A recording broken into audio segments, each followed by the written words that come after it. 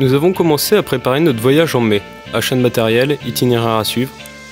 Notre idée était de partir entre frères en Vendée une quinzaine de jours à la seule force de nos jambes.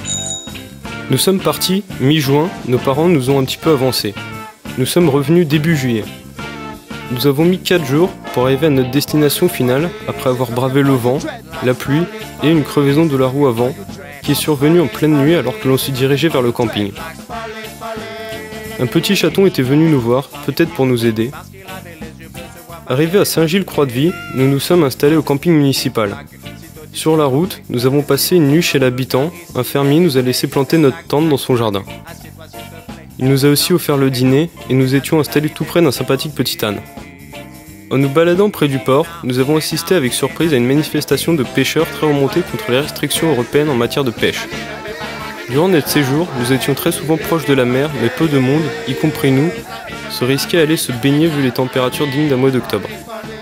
Mais tout de même, l'été, il est plus agréable de se promener le long de la plage que le long de la Marne. Alors, nous n'allons pas nous plaindre. Ce qui nous a marqué en nous baladant près de la mer, c'est qu'il y avait quelques épaves de bateaux. Mais il était déconseillé de s'y approcher.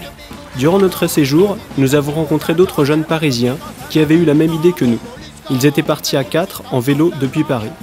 Ils étaient eux aussi installés dans un camping. Nous avons passé quelques jours avec eux.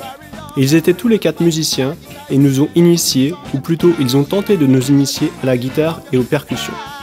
On s'est vraiment aperçu à quel point la musique rapproche les gens. Certains soirs, il y avait jusqu'à une vingtaine de personnes qui venaient écouter la musique et qui venaient pour discuter. Et puis, c'est quand même l'un des rares groupes de musique qui arrive à faire des concerts, qui jouent ensemble depuis plusieurs années, mais qui n'a pas de nom définitif.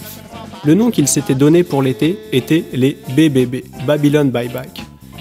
Comme nous avions prévu avant notre départ, nous avons fait quelques activités comme le vélo-rail. Il s'agit d'un circuit installé sur une ancienne ligne SNCF. Nous étions installés sur un siège fixé sur les rails et qui avance lorsque l'on pédale. Nous avons été surpris par la vitesse à laquelle il était possible d'aller avec le vélo-rail. C'est sans doute l'une des activités qui nous a le plus marqué durant notre voyage.